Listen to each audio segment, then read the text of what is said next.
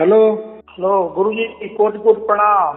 हाँ, आपका प्रणाम स्वीकार है, आपको भी प्रणाम। बोली बोली। हाँ, ये कैसे हैं? बस बहुत आनंद में हूँ, आप कैसे हो? ये बहुत बढ़िया हूँ। अरे वाह, बस यही होना चाहिए। बोली बोली। ये और बताइए, सब बहुत कोई महीने बाद आपसे बात हो रहा है। हाँ हाँ हाँ।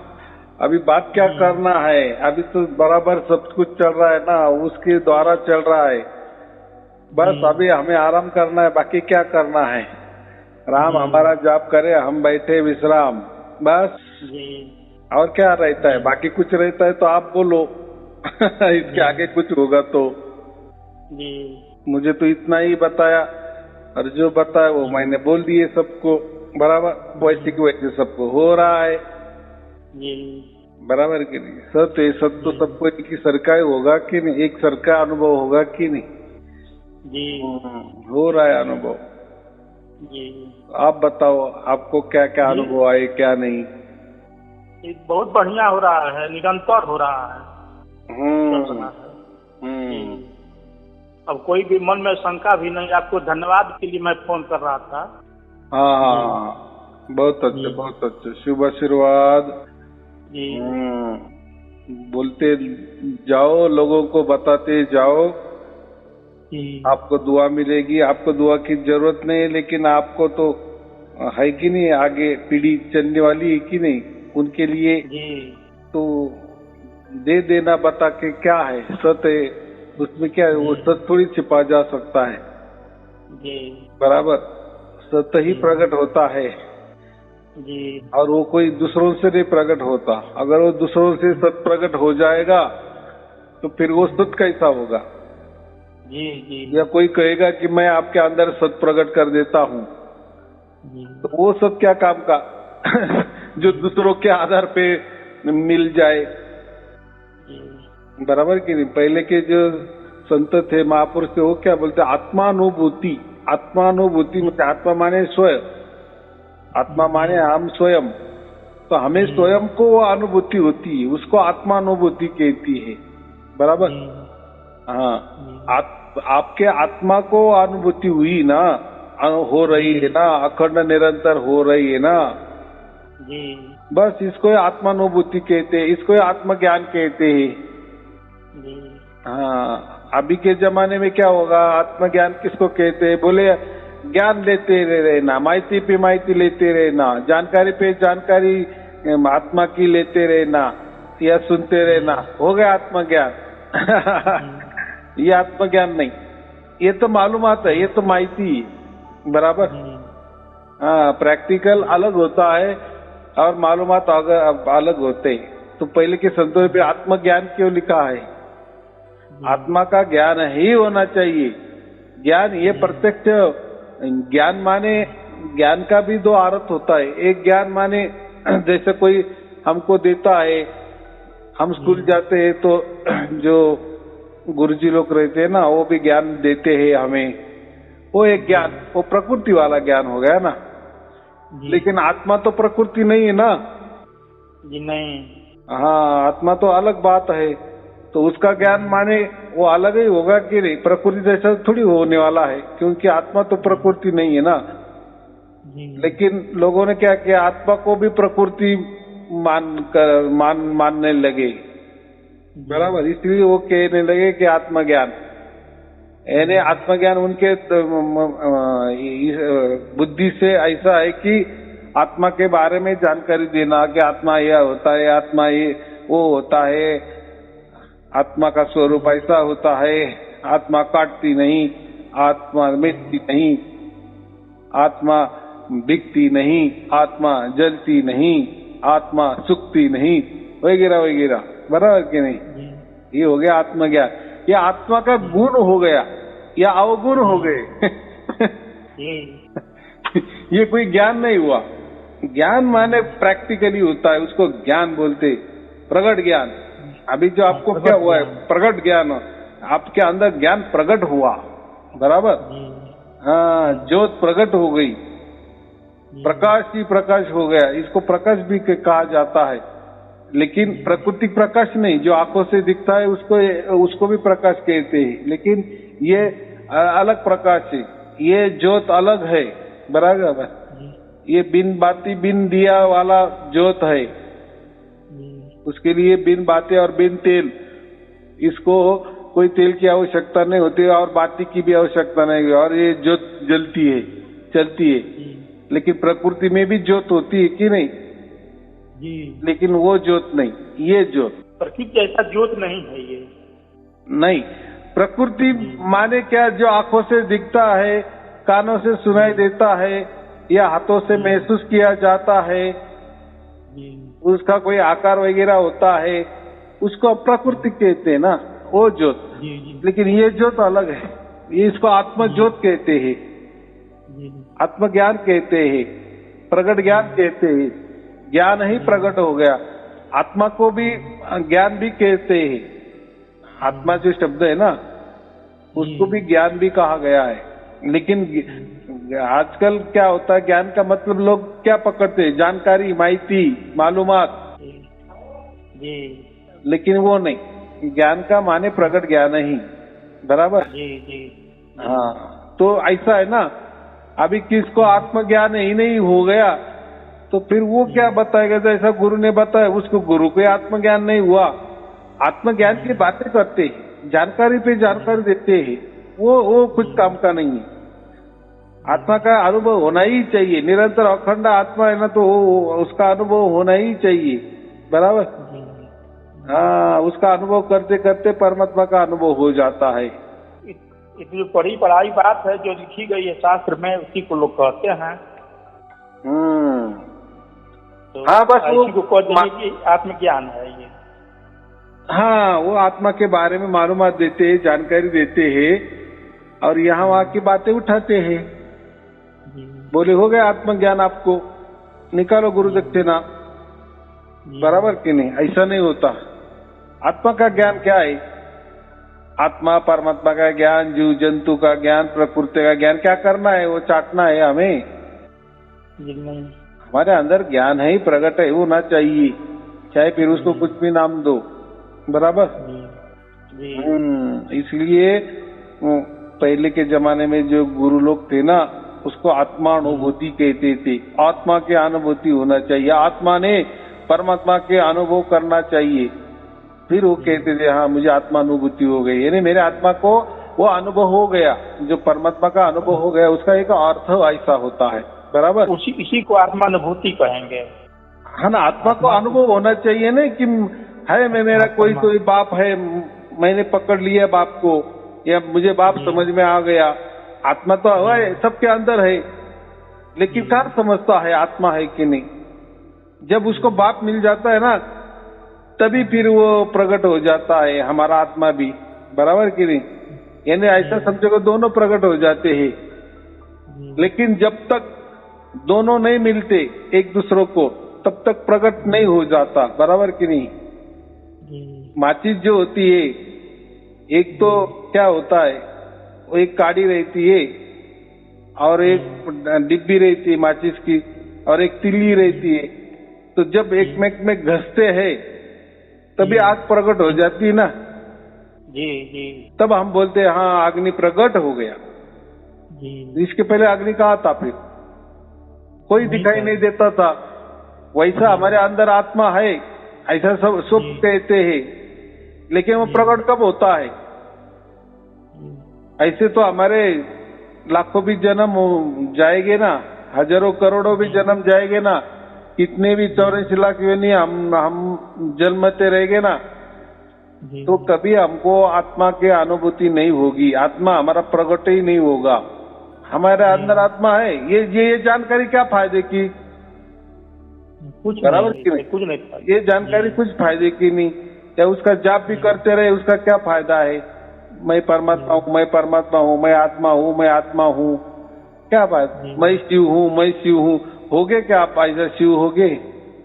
नहीं। आपके पास करोड़ों रुपए है, तो होगे क्या आपके पास पैसे करोड़ों रुपए आ जाएंगे क्या? नहीं आ जाएंगे ना। नहीं। हाँ, तो हमारे अंदर आत्मा है, आत्मा का भला करो, ये करो वो करो, आत्मा का लाभ उठाओ, आत्मा को शांति मिलनी चाहिए। अरे क्या शांति मिलनी चाहिए? कभी आपको आत्मा ही मालूम नहीं है, बस आप तो यहाँ वहां के उठाई बातें की बातें कर रहे हो। क्या आत्मा को उसकी शांति मिलेगी? कैसे मिलेगी आत्मा को? आत्मा मालूम ही नहीं है तो शांति कैसी मिलेगी? हाँ, तो वो खजाना मिलना चाहिए ना, तभी समझ में आ जाएगा ना। तो बात ऐसी है, जब ये आत्मा को परमात्मा मिल जाता है, या आत्मा को हम सुरती भी कहते हैं और परमात्मा को शब्द कहते हैं, ये सुरती को शब्द मिल गया, बस प्रकट हो गया। अभी जब जैसा तिलिया से वो और वो डिब्बी बराबर, जब वो तिलिया खींचते हैं वो डिब्बी के ऊपर तो आग प्रकट होती है। फिर अभी आग किस में प्रकट हो गई? डिब्बे से प्रकट हो गई क्या और तिली से प्रकट हो गई? ये समझता है क्या? नहीं समझता है ना। हो गया बात हो गई। तो ऐसा ही ये सार शब्द है। अभी ये सार शब्द आत्मा से प्रकट, आत्मा ही प्रकट हो गया या परमात्मा प्रकट हो गया? हो गया। अभी उसको क्या नाम देंगे? कोई बोलेगा नहीं अरे ये तो आत्मा ही है, आत्मा प्रकट हो गया, कोई बात नहीं है। अरे कोई बोलेगा अरे परमात्मा प्रकट हो गया, कोई बात नहीं है। इसलिए संतों ने उसको सार शब्द नाम दे दिया, बराबर। सार माने सत्य, और जो प्रकट होता है वो शब्द, बराबर। तो सत्य प्रकट हो गया, यानी सार शब्द प्रकट हो गया, हम कहते, बराबर। हाँ, तो सार शब्द माने ही परमात्मा। लेकिन जब परमात्मा प्रकट होता है तो हमको बाजू नहीं निकाल सकते, बराबर। इसमें कौन सी तिलिया है और इसमें कौन सी डिब्बी घिसी है, दोनों को कुछ काम की नहीं आती। लेकिन जो घटना घटती है उसके लिए हम कुछ बोल नहीं सकते।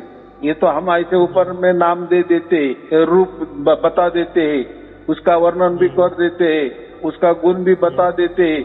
लेकिन ये बताना, कहना, यहाँ वहां से जो लिखाई बातें के करना, वो क्या काम की? कुछ काम की नहीं ना। हमारे अंदर प्रकट होना चाहिए। फिर आपको कुछ भी कहो, उसको कोई भी नाम दो, उसको रूप दो, लेकिन परमात्मा नाम रूप से परे है, बराबर।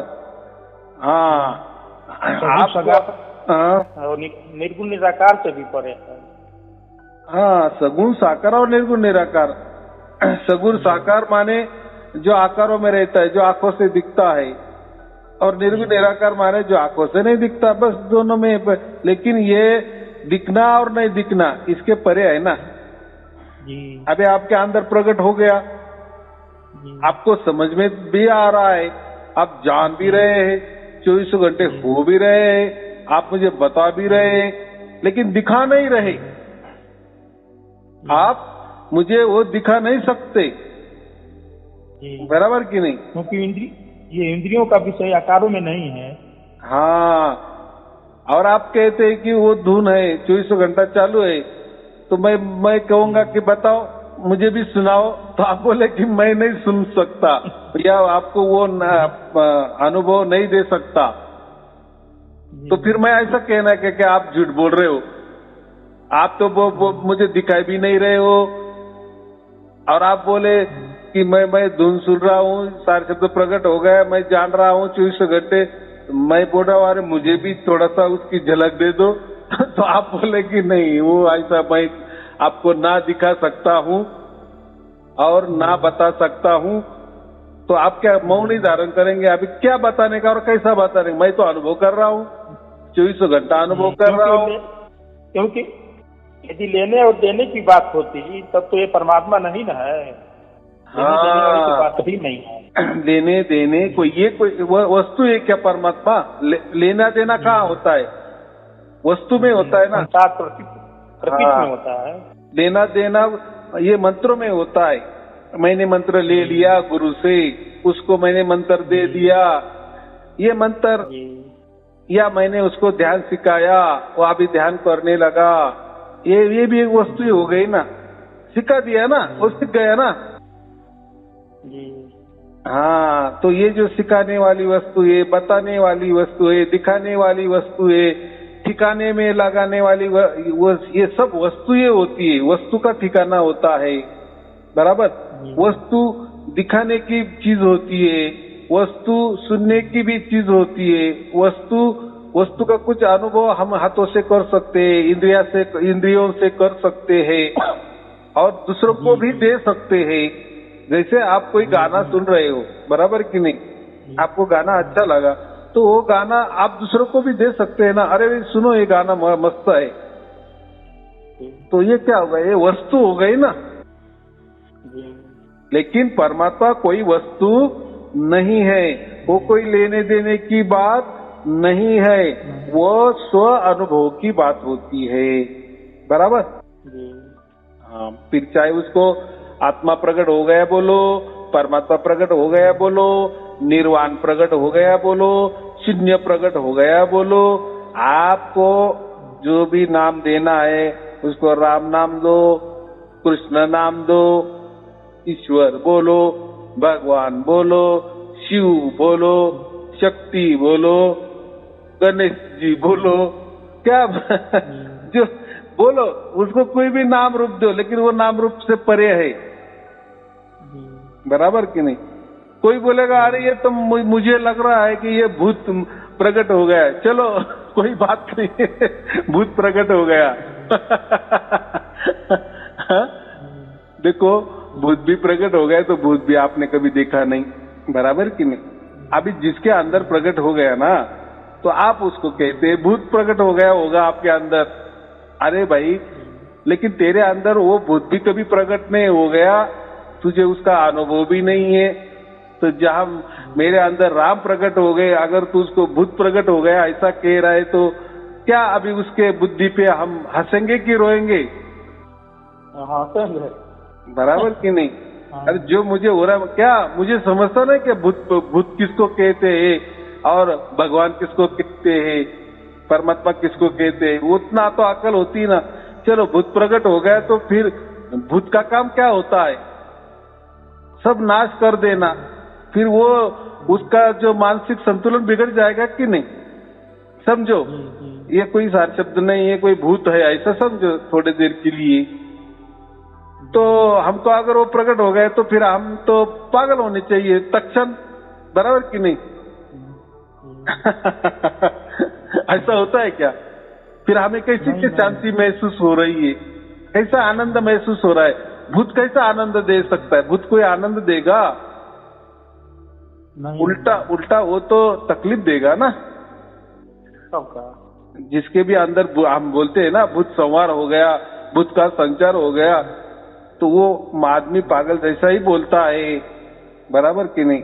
अंग विक्षेप करता है, कोई भी हाथवारी करता है, कोई भी नकल करता है, कुछ भी बड़बड़ता है, वो उसके भान में रहता है, उसको कुछ समझता नहीं है। फिर आप क्या बोलते हैं, अरे इसके अंदर भूत प्रकट हो गया, बराबर कि नहीं। इसको भूत ने घेर लिया, इसने भूत को पकड़ लिए, ऐसा ही कहते हैं ना हम। हाँ, तो हमारे अंदर जो प्रकट हुआ है कोई भूत नहीं प्रकट हुआ, हमारे अंदर शांति ही प्रकट हो गई, बराबर। हमारे अंदर आनंद ही प्रकट हो गया, हमारे में पवित्रता प्रकट हो गई, हमारे अंदर प्रेम प्रकट हो गया, बराबर कि नहीं।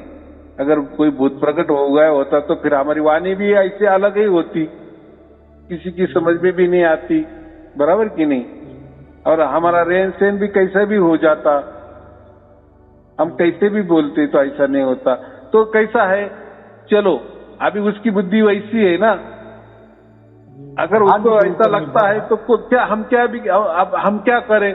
हम बोल रहे हैं भाई हमारा परमात्मा प्रकट हो गया, वो बोलता है परमात्मा ने, अभी वो सर्टिफिकेट दे रहा है ना अभी उसके सर्टिफिकेट की हमें आवश्यकता है क्या? नहीं, कोई जरूरत नहीं। क्या हमें समझता नहीं क्या? कुछ भी समझता नहीं क्या? हम इतने बावले हैं कि परमात्मा क्या होता है और भूत क्या होता है। ये तो इतना तो अकल तो सबको रहती है क्या नहीं। अब भूत का क्या काम होता है और परमात्मा का क्या काम होता है, ये भी हम समझते हैं कि नहीं। तो फिर इतने संतों ने प्राप्त किया उसको, महापुरुषों ने प्राप्त किए, बराबर कि नहीं? उन्होंने अलग अलग नाम दिए ना, तो फिर वो उनको कोई परमात्मा प्राप्त नहीं हुआ, उनको कोई निर्वाण प्राप्त नहीं हुआ, उनको कोई शून्य प्राप्त नहीं हुआ, उनको कुछ प्राप्त नहीं हुआ, वो ऐसा ही प्राप्त हो गए, वो उनको भूत ही प्राप्त हो गए क्या? तो परिणाम ना गुरु लोग जो पहले बताए, गुरु लोग जो पहले बताए थे मार्ग जो है रास्ता, तो उससे हमें कुछ नहीं प्राप्त हुआ। जब से आपका वाणी सुनते गए तब तक जो परिवर्तन होता है तो खुद अंतर अपने आप उसका मालूम चलता गया। हाँ, बराबर कि नहीं? ये कैसा है, भाग्य का विषय होता है ना, और भाग्य से हमें मिलता है, भाग्य से वो प्रकट होता है। अभी जिसको प्रकट ही नहीं हुआ तो वो क्या बोलेगा? जैसे सियारा होता है ना, उसको द्राक्ष जो होते हैं ना, वो नहीं मिलता है ना। अब उसको कोई दूसरे लोग कहेंगे ये भूत है तो ये है, तो वो नहीं पगलाएगा ना, वो नहीं हटेगा, क्योंकि वो तो समझ रहा है ना, जिसको सार शब्द प्रकट हो गया है। हाँ, मुझे यही मालूम, मुझे यही बताना है ना, ये आत्मानुभूति का विषय है, स्वयं का अनुभव का विषय है। हमें जो घट रहा है वो हम ही जानते हैं, हमारे अंदर क्या घट रहा है, कैसा घट रहा है, बराबर कि नहीं? अभी उसके दूसरे लोग सर्टिफिकेट नहीं देंगे। हाँ, अभी उसके अंदर तो कुछ घटाई भी नहीं है, लेकिन वो सर्टिफिकेट दे रहा है, तो ऐसे लोग रहते हैं ना। हाँ, तो अभी उनको सुनने का क्या, हमारा इसका सुनने का, हमारा खुद का सुनने का, क्योंकि जो भी प्रकट हुआ है उसके साक्षी हम खुद है ना। जी जी जी जी। हाँ, ये बात होती है। तो फिर दूसरे की सर्टिफिकेट की जरूरत नहीं है, वो कुछ भी बोले तो अभी क्या, हम क्या बोले उसके ऊपर, और क्यों बोलना, हमारा टाइम भी बर्बाद क्यों करना, उसके क्या बोले मुंह पे क्यों लगना, क्यों बहस करना, बराबर? ये बहस का विषय है क्या? अंडा पहले की मुर्गी पहली? हाँ, बहस का विषय कब हो सकता है? अगर उसको भी प्राप्त हो गया ना, फिर ये येड़ेपना करेगा ही नहीं, ये मूर्खतापूर्ण बातें करेगा ही नहीं ना। नहीं नहीं नहीं। हाँ, तो अब हर जो गरीब आदमी होता है ना, वो अमीर आदमी को गाली देता है ना। अरे वो तो 2 नंबर से कमाता होगा, अरे वो बेचारे, कब तुझे क्या मालूम वो 2 नंबर का कमाता है कि कैसा कमाता है? तू गरीब है, तू तो उतना अमीर नहीं ना, तू अमीर हो भी नहीं सकता, तुझे तो बहुत सारे क्या बोलते हैं, तेरे अंदर कोई बहुत सारे वहम होंगे, अंधश्रद्धा होगी, या तू जुआरी होगा, बराबर कि नहीं? तू कोई नशेड़ी होगा, तूने कभी पैसा संभाला नहीं, तू फिर कैसा अमीर होगा, बराबर कि नहीं? हाँ, अभी तेरे पास तूने तो सब पैसे गवा दिए, तो अभी जो दूसरा है अमीर तो उसको गाली दे रहा है, अरे वो तो ऐसे ही होते, सब अमीर ऐसे होते, बस सबको एक ना माप में तोल दिए, तो ऐसा थोड़ी होता है क्या? हाँ, तो ये बात होती है। तो इसके लिए हमें किसी की सर्टिफिकेट की कोई जरूरत नहीं है, जो भी हो रहा है हमारे साथ हो रहा है। देखो परमात्मा ने भी कैसा न्याय किया, बराबर? इसको किसी को बीच में नहीं लाए, बराबर? बिचौला रखा ही नहीं। अगर इसको बिचौला कोई रखता तो फिर वो बिचौला ही बड़ा होता ना, लेकिन ऐसा नहीं किए।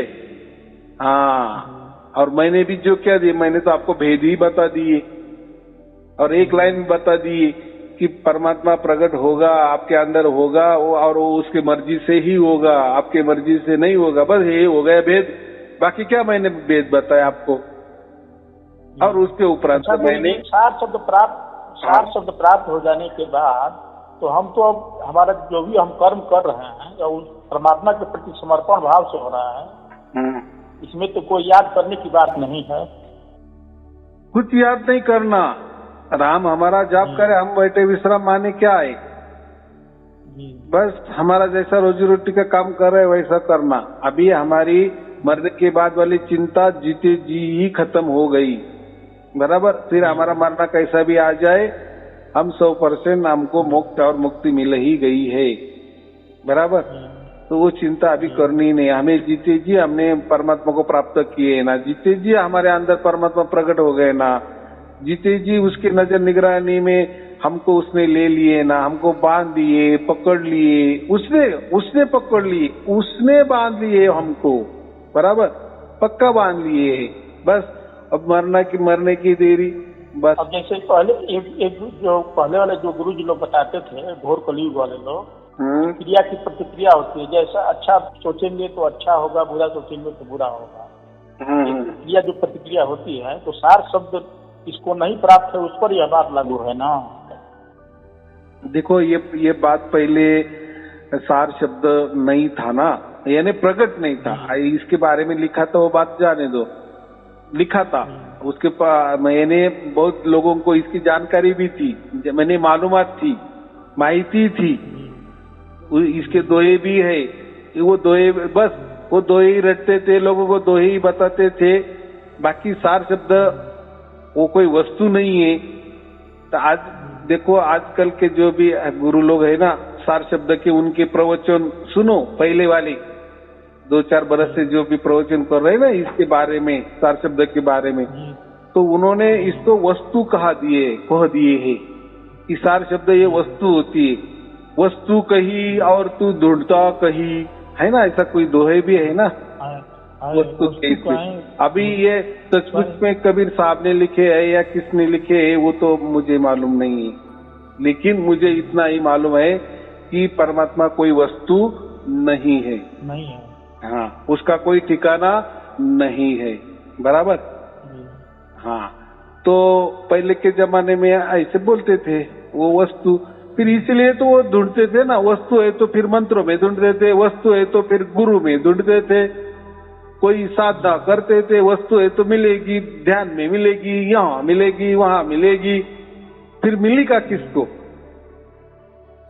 गुरु लोगों ने तो बहुत सारा उसका धंधा कर दिए, हमारे पास सार शब्द है, इन्हें वो वस्तु हमारे पास है, आ जाओ आ जाओ, जा रहे ना लोग, धल्लड़े से जा रहे ना, 40-50 साल हो गए, किसी को मिला सार शब्द?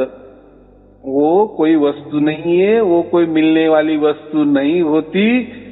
जब तक परमात्मा उसकी ओर से, उसकी मर्जी से हमारे अंदर प्रकट नहीं होता, तब तक कभी भी परमात्मा हमें मिल नहीं सकता। यानी हमारे चालाकी से, हमारे मंत्रों से, हमारे ध्यान से, जो हमारे से जो भी करेंगे ना परमात्मा के लिए, या हमसे जो भी होगा ना परमात्मा के लिए, तो वो कभी परमात्मा प्राप्त नहीं होगा कि और किसी को हुआ भी नहीं,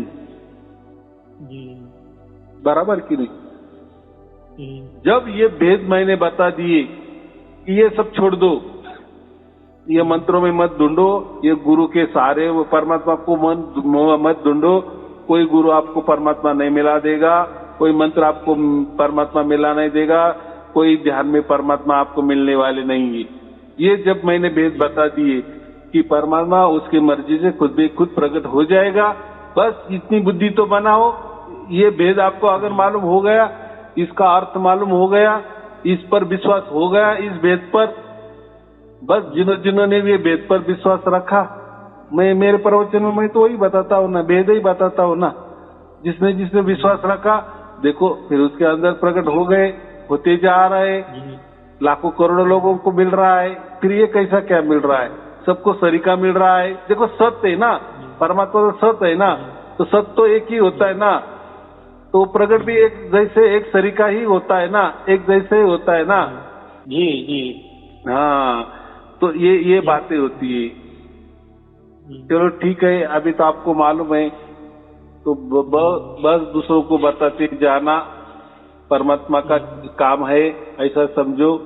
परमात्मा ने हमें काम लगा दिए है, दूसरों को बताते जाना, दूसरों का भी फायदा करो, दूसरों का भी भला हो, ये सोचो और हो जा। देखो आपको सिर्फ कैसेट देने हैं, बराबर, आपको कुछ बाकी बातें बताना नहीं है। कोई भी आप ये प्राकृतिक वाणी से, प्राकृतिक भाषा में परमात्मा किसी के अंदर आप प्रकट नहीं कर सकते, बराबर। मेरे भी जो प्रवचन है मैं सिर्फ उसमें भेद बताता हूँ कि परमात्मा उसकी तरफ से बराबर आपके अंदर प्रकट हो जाएगा। जब ये भेद समझ में आ जाता है ना, बस वो राह देखता है, यानी जब तक प्रकट नहीं होता तब तक मेरे प्रवचन सुनते जाता है। अभी प्रवचन में तो कोई मंत्र तंत्र नहीं है, कोई ध्यान विधि नहीं है, कोई तरकीब नहीं है, कोई चालाकी भी नहीं की है मैंने, कोई साधना भी बताई नहीं की ना। मैं तो बातें करता हूँ, जैसे हम रोजमर्रा की बातें करते वैसे मैं बातें करता हूँ, लेकिन ये बातों से ही उसकी बुद्धि पे असर पड़ता है और फिर वो ठान लेता है कि अगर ऐसा होगा, अगर ऐसा होता होगा कि परमात्मा ही उसकी ओर से, उसकी मर्जी से, उसकी अधिकार से मेरे में प्रकट होता है तो बहुत अच्छी बात है। जब वो उसका थोड़ा भी विचार हो जाता है ना, वैसा सहज में विचार हो जाता है ना, बस परमात्मा सहज में प्रकट हो जाता है। फिर वो बोलने लगा ये कैसे क्या हो गया बराबर कि नहीं? क्योंकि आज तक ऐसा विचार किसने किया ही नहीं था ना जी, नहीं किया था। हाँ, सब गुरु के पीछे भाग रहे थे, सब मंत्रों के पीछे भाग रहे थे, सब ध्यान के पीछे भाग रहे थे। कोई सांसों पे कर रहा था कोशिश परमात्मा प्राप्ति के लिए, तो कोई ध्यान कर रहा था, तो कोई मंत्र तंत्र कर रहे थे, तो क्या कर रहे थे, कोई गुरु की पूजा कर रहे थे, कोई गुरु की आरती कर रहे थे, कोई गुरु के पांव दबा रहे थे, और वो भी अपनी मान बढ़ाई कॉलर टाइट कर लेता था।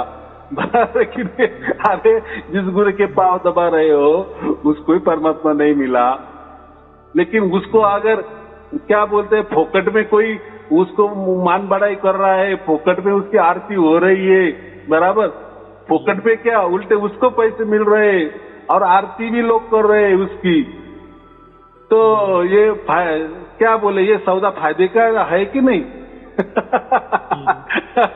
लोगों को परमात्मा तो मिलना दूर, लेकिन ये बोलता है कि मेरे पास परमात्मा है। देखो ऐसा बोलता है तो लोग गुरु के लिए पूजा आरती करने लगते हैं कि नहीं, पांव दबाने लगते हैं कि नहीं, उसको पैसा देने लगते हैं कि नहीं, बराबर कि नहीं?